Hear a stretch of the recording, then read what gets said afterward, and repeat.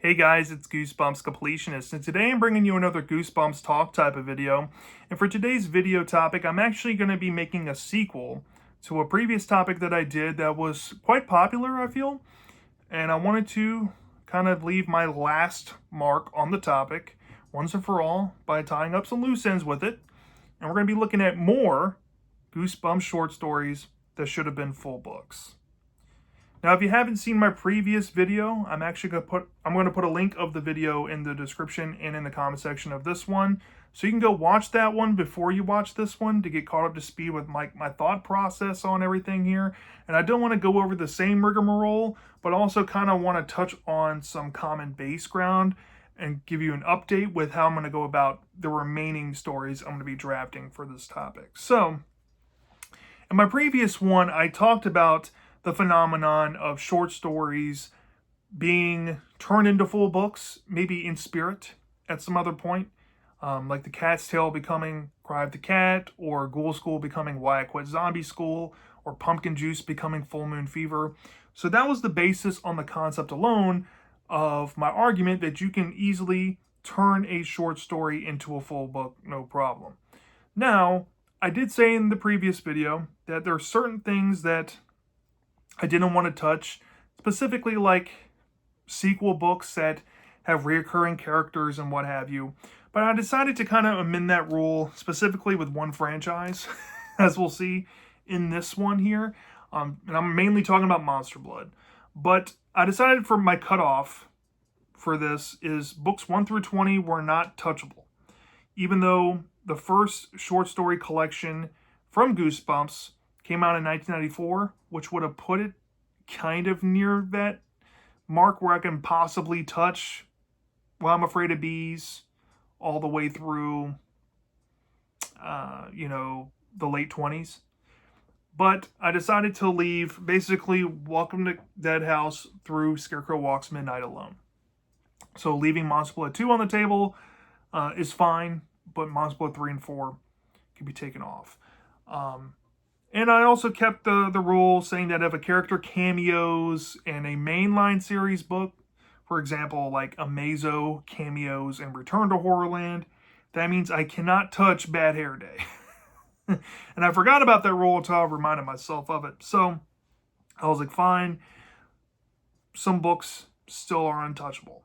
But I kind of went with the leftovers I had from the previous video in the general idea I had previously about leaving some bad books for the fans to know what is bad. I kind of just threw that one away.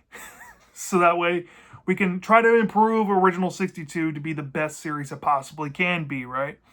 So, with that being said, I'm going to keep it straightforward before we go any further. Depending on when the short story would have debuted, so let's say, for example, if the short story debuted in like June 1994, for example, I gave myself a 4 to 5 month window before and after it would come out. So anything from, using that example, for example, February 1994 all the way through like November 1994 is fair game. And sometimes I'm willing to go a little bit above, a little bit below that.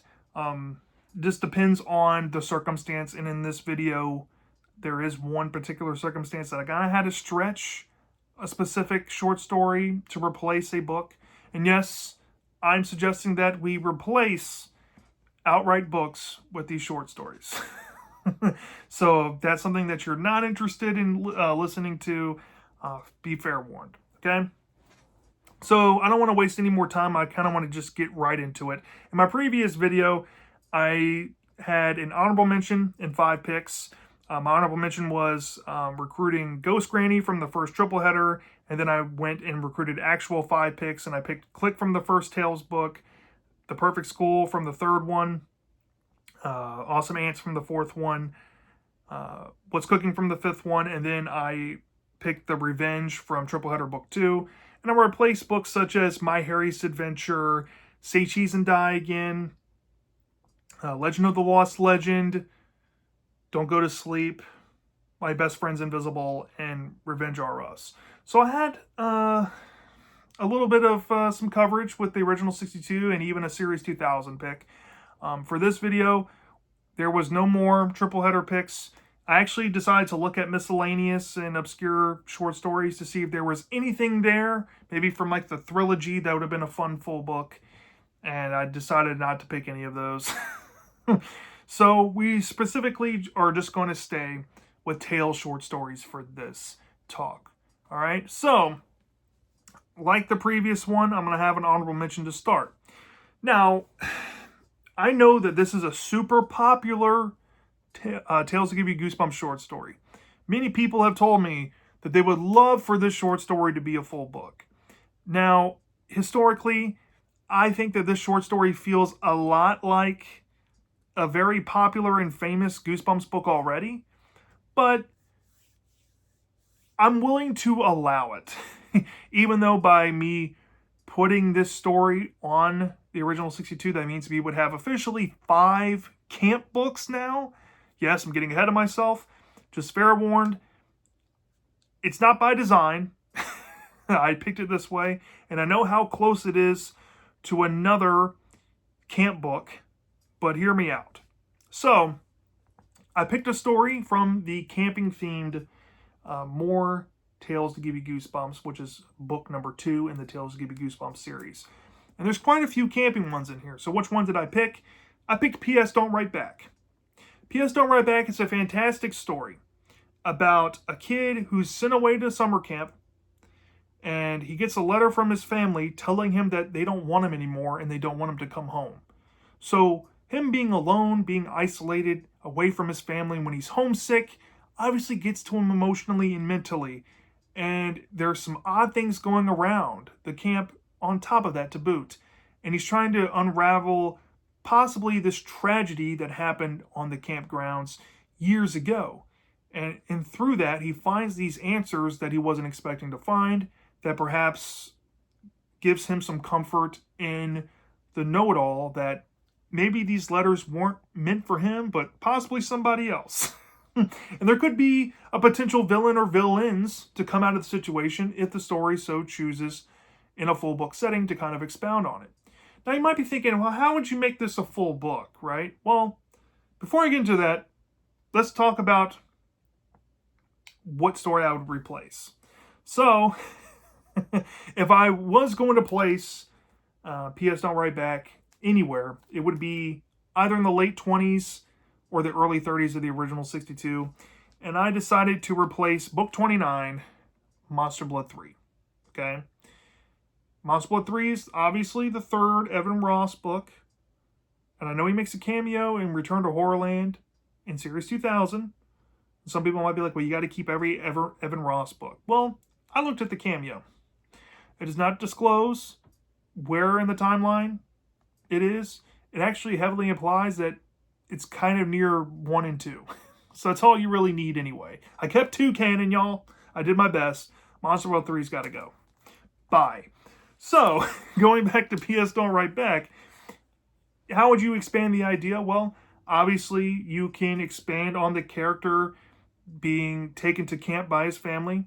Maybe he has parents who are distant from him. Maybe he feels like he's a black sheep, and you can build on that insecurity emotionally early on.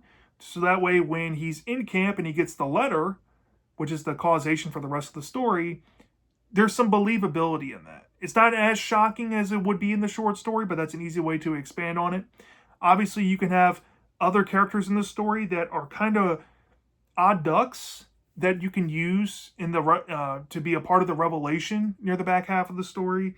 And maybe, just maybe, this character was brought here by happenstance, or maybe he was picked and chosen in a similar fashion, such as books like Ghost Camp. Yes, now that I think about it, this would obviously be taking not only a lot from Welcome to Camp Nightmare, but you would have to kind of use some elements from Ghost Camp to kind of make it a full book. But then again, you know, I think the idea of being expendable, right, and using that as the message of the story is compelling enough to make a full book. And, you know,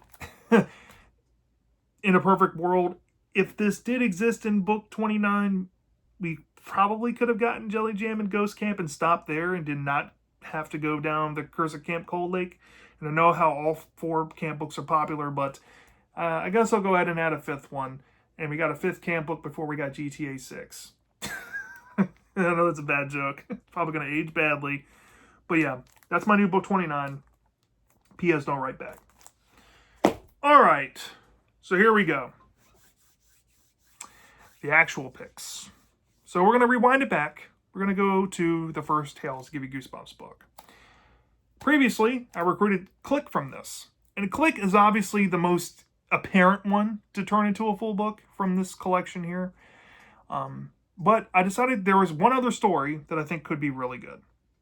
And going back to my previous video, I said, and I quote, I think we should leave Go Eat Worms so we fans know what bad really is. We can have some sort of gauge of that in the series. Well,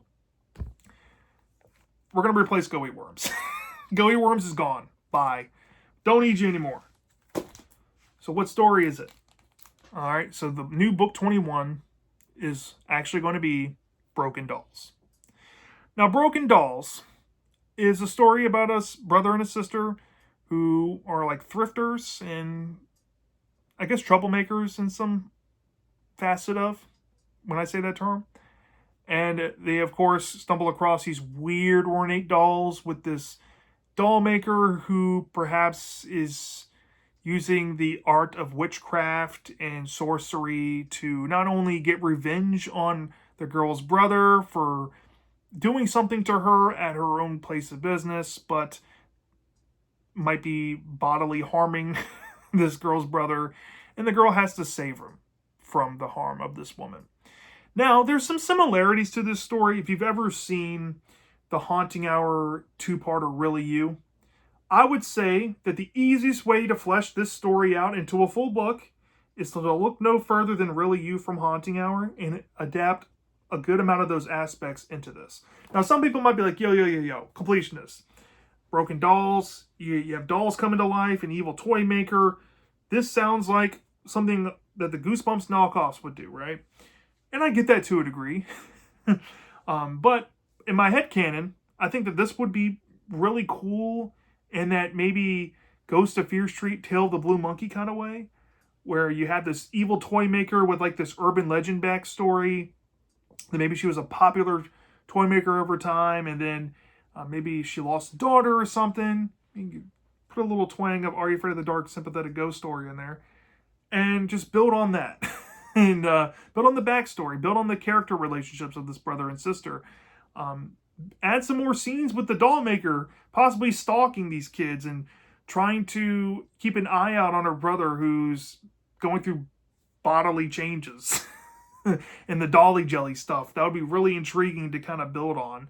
I don't know. It might be a little formulaic. I don't see how you could stretch this thing all the way to 120 pages. It might be a shorter one, and maybe like 110. But I think it could be done.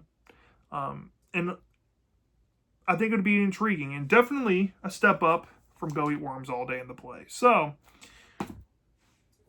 my first official pick in my new book 21 for the original 62 is Broken Dolls.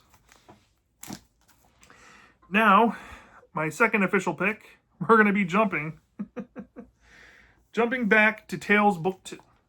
We're going to be jumping back to Tales Book 2, which puts the time frame, I guess, around the Cuckoo Clock of Doom through the mid-30s, maybe around A Shocker on Shock Street. And I decided to replace a book.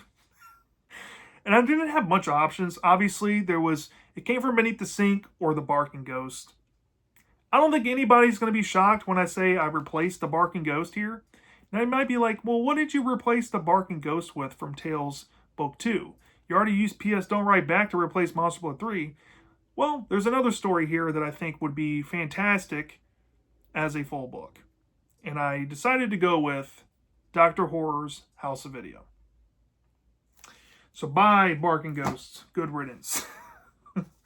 So some people might be scratching their heads, and they're probably thinking, Dr. Horror's House of Video, how would you be able to make that a full book? Well, when you think about the beginning of the short story and maybe the actual core events, the story itself plays out kind of like a few chapters of an already existing book, right? So all you need to do is form a story around it. But I'm going to take a play from Are You Afraid of the Dark and use the Tale of Vampire Town as the prime example of how you can expand the story. How about, since this story involves a kid who's a cinephile and is into horror movies, and on vacation he stumbles across a video store that makes their own homegrown horror films, and the owner wants to have the kid star in a movie, and he has to go to his mom to get approval, or I guess no approval, to just sneak away against her wishes to be in the movie, right? Instead of going that route, you can kind of add on to it and make it a little more expounded on than just it being that. Maybe he's an actual videographer in his home life and he's into horror movies still and he makes his own, but he has an admiration for this indie filmmaker who he thinks makes the best horror movies ever, and he lives in this small town, and it's been his dream to go meet him because he actually works at a brick and mortar video store. So he convinces his mom, kind of like how Outer Carballo convinces his parents to take him to Wisteria, the vampire town in the Are You Afraid of the Dark episode. The main character convinces his mom to take him to this vacation destination because there's stuff for her to do there, and obviously he can be there to fanboy this creator. But when he gets there, obviously there are some kids in town that kind of warn this guy, like, hey, this director isn't all there in the head. We know people that have went missing involving this guy. Steer clear. And obviously the kid, since he doesn't live there, he doesn't know better. And possibly he gets in a little over his head and starts to befriend this filmmaker.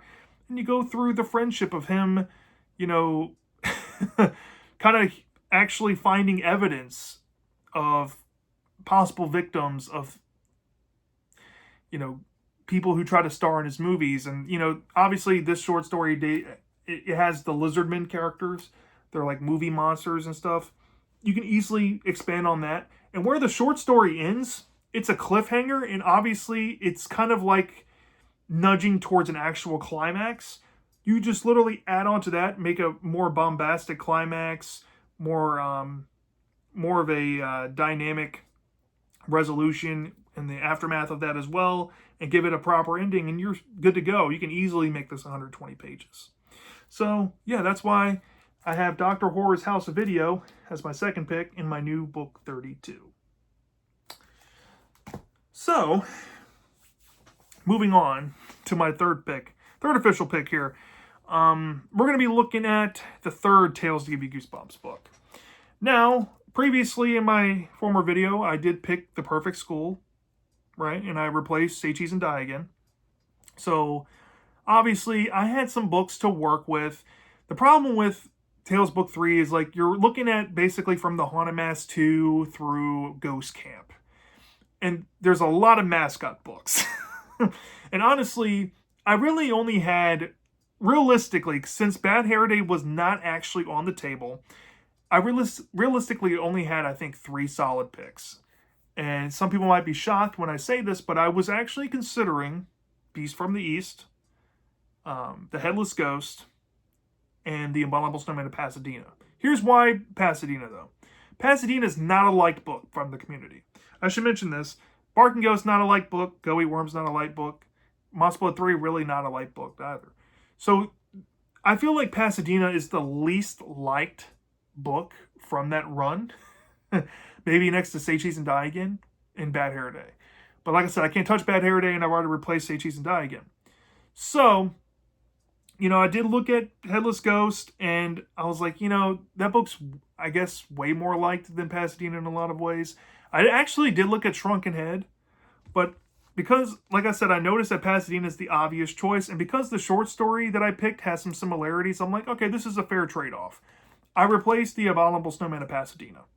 So no more The Abominable Snowman of Pasadena, no more Scott Morse comic adaptation from graphics, no more Goosebumps CGI monster from the movies. Good riddance, bon voyage. So we got a new story in its place, and I picked I'm Telling. Now, I'm Telling has a gargoyle monster, so I think in terms of mascots, I think replacing the snowman with a gargoyle, I think is a fair trade. But the concept of, like, the monster freezing kids and then the kids have to find a way to unfreeze whoever got frozen, is essentially the whole premise of this story. Now, the closest relative to I'm telling is actually like if you took the Cuckoo Clock of Doom and kind of mixed it with like the final few chapters of The Abominable Snowman of Pasadena. And this is an easy one to flesh out. I mean, the short story as is just about an older brother who has a nagging younger sister who constantly threatens to tell on him and, tattle on him and get him in trouble. Comes across an opportunity to, I guess, kind of shut her up for once when he finds this gargoyle statue in the middle of the woods that oozes this goo. And when he loads it into his water gun, he shoots her and it turns her to stone, but it turns the gargoyle into a flying monster, and the monster flies off. And for the remainder of the story, the brother is trying desperately to take his sister and try to hide her from the public and his family and figure out what to do with her and how to fix her and what have you. And he comes across the conclusion by the end and possibly does that. But the irony and the humor of the story comes at the twist, when the brother realizes that maybe he made a mistake in trying to save his sister. Well, this is an easy story to flesh out. Obviously, in order to make this story work as a full book, you would have to paint the older brother character in a more empathetic light and really do the whole Terror the Terrible treatment on the younger sister and make her beyond annoying and insufferable. So that way when the gargoyle comes in the situation and she's turned to stone, we can kind of root for that, but also kind of feel bad for the main character for doing that to begin with and understand that he didn't intentionally want that to happen. But to raise the stakes, maybe, just maybe, the gargoyle needs to actually kill the boy's sister and shatter her in her stone form so that way he can maintain his gargoyle form forever. And the key to, obviously, all of this is the ooze and transferring it and shooting the gargoyle to save his sister, right? So the whole book is the main character trying to hide the truth from his mom and dad, seeing them go through the emotional turmoil of their daughter going missing, him having to hold the truth from his family and feeling the guilt of what he's done, and obviously the close calls that he has with the gargoyle, feeling like he's on the run, trying everything in his power to not have the gargoyle just straight up try to take his sister and like drop her out of the sky. And maybe you can build up a climax event to maybe involve multiple characters, maybe the whole town, to where this phenomenon of the gargoyle is more well known. And maybe you can go to the backstory of how the statue ended up in the woods. Maybe somebody put it there. Maybe it was put there to be hidden for a reason. Maybe somebody knows a lot more information than they're letting on. Who knows? But it's an easy one and a slam dunk one at that. To just take the concept that's obviously probably the more fan-revered idea from the Pasadena book and actually using it in a full story, right? So I think this is a fair trade-off, like I said.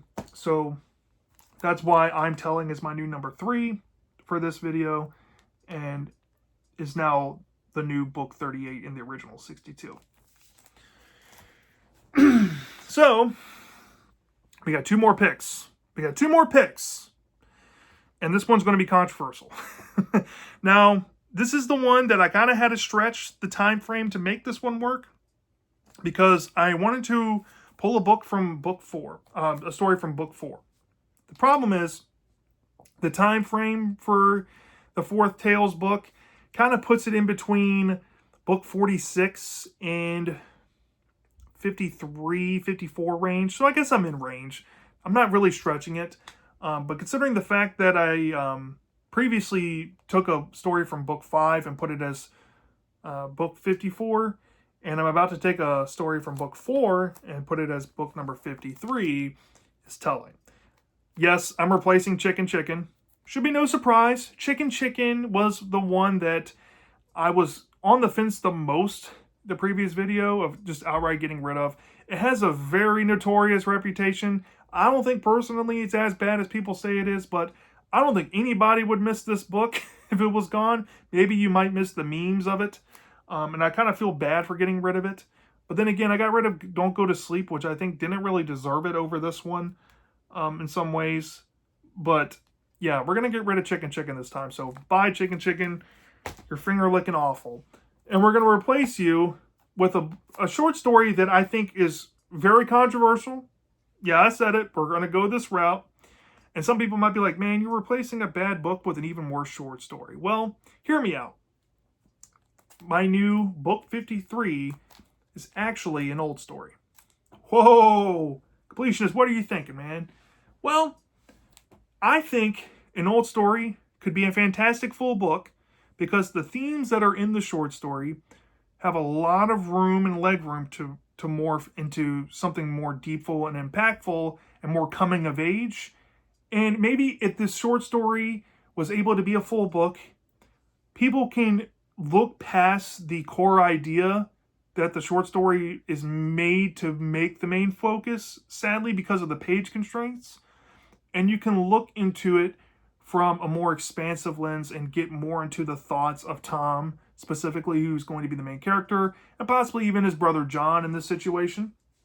And I would easily make this a full book by adding in maybe 2 more side characters. They could be girls or boys, I don't care.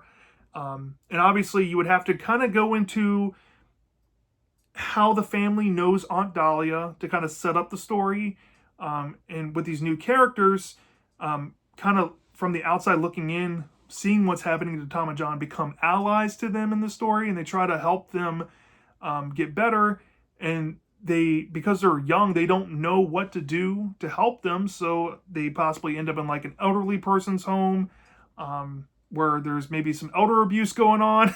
You can go the whole route there where they're kind of prisoners and nobody believes them that they're actually young people, but then there's people in the old person home that can kind of corroborate the story. And you can put 2 and 2 together that Aunt Dahlia, who's the main villain of the story, her pockets run a whole lot deeper than just some old women trying to pay up money for, I guess, husbands.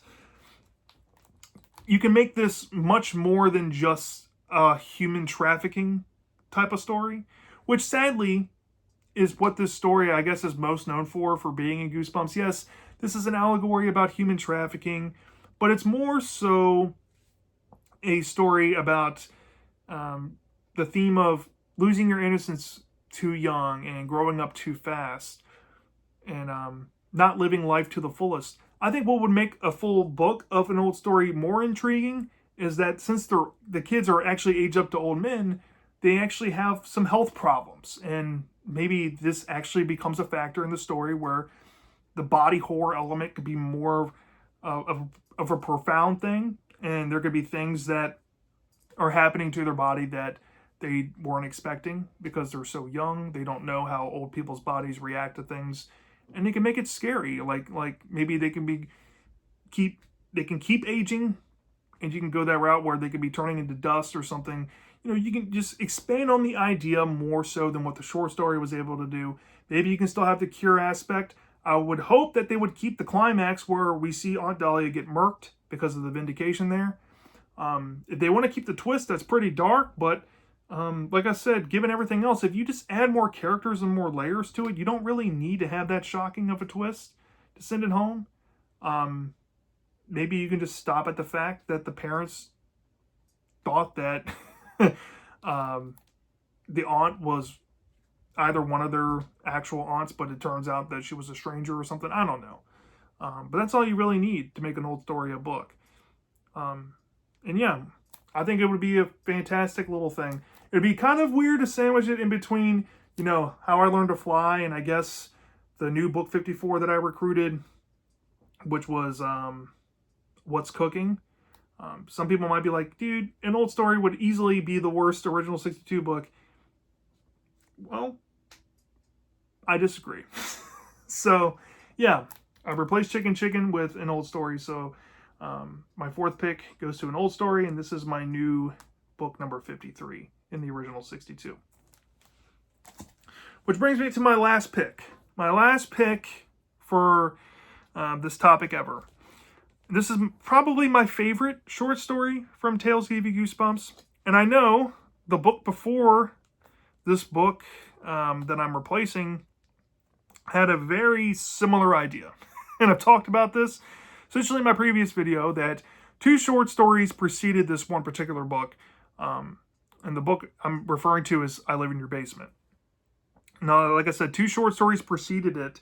It came out relatively close minus, I guess, the first one compared to it. But this short story would have come out essentially like right around the same time as I Live in Your Basement. So this would require books 61 and 62 kind of having similar ideas. But then again, in the original 62, we had two back-to-back time travel books with A Night in Terror Tower and Cuckoo Clock of Doom. So keep that in mind. Keep that in mind. We're going to have two back-to-back Dreamscape books. Okay? So I'm pulling a story from the 6 Tales That Give You Goosebumps book, and I picked Why I Hate Jack Frost, which I think is Goosebumps' take on Freddy Krueger. And I'm replacing the book that came out in December of 1997, the final original 62 book, Monster Blood 4. Monster Blood 4 probably is in the top 3 most hated Goosebumps books of all time. A lot of people are upset that the original 62 didn't end on Haunted Mass 3 or The Welcome to Dead House 2 or just any better book than Monster Blood 4. And the fact that it was a Monster Blood sequel, of all the books that possibly could have got sequels, just makes people even more pissed off about it, I feel. But just for, argument's sake, if I'm going to get rid of 3, I might as well get rid of Monster Blood 4. Now, since getting rid of Monster Blood 3 was an honorable mention, I would rather get rid of 4 and keep 3 than get rid of both. You know what I'm saying? If I had to pick. So, Monster Blood 4 is bye-bye. And now we have Why I Hate Jack Frost as the real book 62. Now, the story, as is a Christmas-themed one. It would be appropriate for a December release book. It's about a kid who goes to a shopping mall, and at the shopping mall, there's this tree with a really ornate collection of ornaments. And one particular ornament catches his eye because where he lives in the country, he lives out in the desert, he doesn't see much snow. So this ornament kind of reminds him of where he comes from, which is more, snowy in nature around this time of year. But the ornament might have some supernatural powers that can kind of transport the main character in his dreams to this place, this icy tundra, and this Christmas, or I guess demented Christmas village, I should say, that is run by Jack Frost. And Jack Frost is nipping at his nose, causing them bodily harm when he is ignored by this young gentleman. And essentially, Jack Frost makes his intentions known that he just wants company in this place because he's lonely.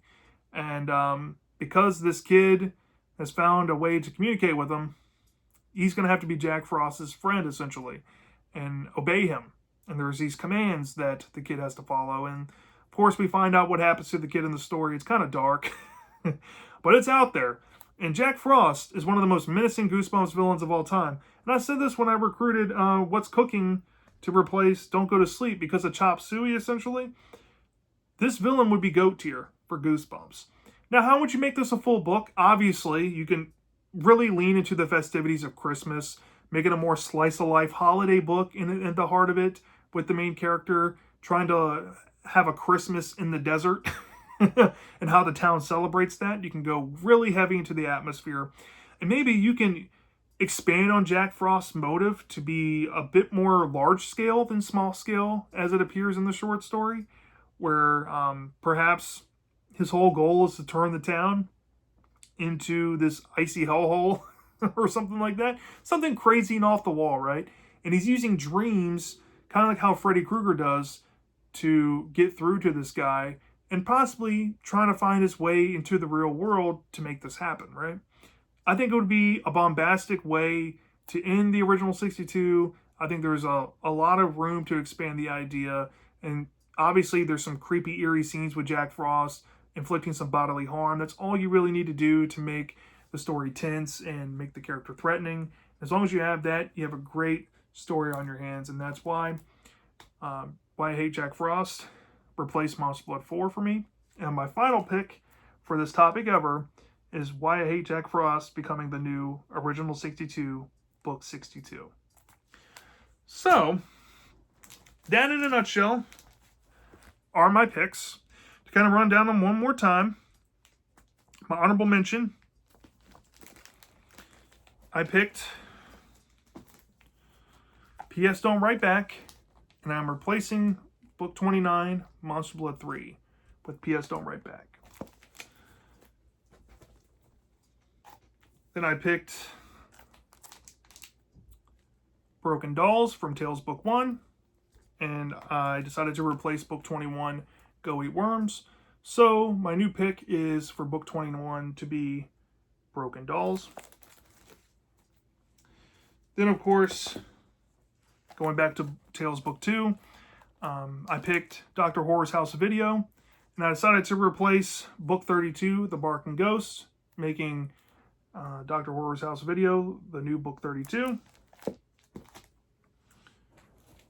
Then I decided to pick I'm Telling, and I wanted to replace book 38, The Abominable Snowman of Pasadena, making the new book 38 I'm Telling. And then I wanted to pick an old story to replace book 53, Chicken Chicken. So now the new book 53 is an old story. And the final pick is I wanted to pick Why I Hate Jack Frost and replace Monster Blood 4, making the new book 62, Why I Hate Jack Frost. So yeah, that's my picks for more short stories that should have been adapted into full books for Goosebumps. Let me know down in the comment section. Did I have some good choices? Did I miss any short stories out there that y'all think would be great as full books? I heard a couple of people mention a few stories that I do think have potential if you completely rework the premise, but what other stories are out there that y'all feel would make fantastic full books? And better yet, to make it more interesting, look at the timeline the short story would have come out and try to pick a book yourself to replace. It could be any book of your choice. I don't care the reasoning. And let me know down in the comments section. Until next time, take care, y'all, and have a scary day.